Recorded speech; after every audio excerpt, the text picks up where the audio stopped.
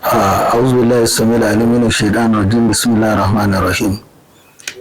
Wata na Ramadan wata ne da yake cikin watanni guda 12 da Allah madaukakin sarki ya halitta a shekara. Kamar yadda Allah ya ce inna iddata shuhuri inda Allah 12 shahran fi kitabillah yawma khalaqa samawati wal ard. Allah ya halicci watanni 12 tun lokacin da ya halicci sammai da ƙasai. To wannan wata na Ramadan yana daga cikin wannan jerin watanni guda 12 na shekara.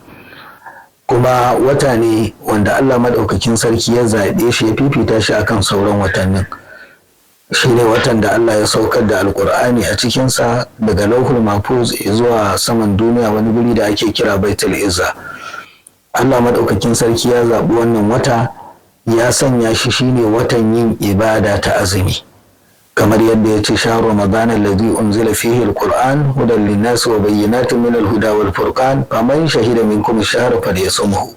Cewa watan Ramadan shine watan da Allah ya zaba ya saukar da alqur'ani a cikin sa.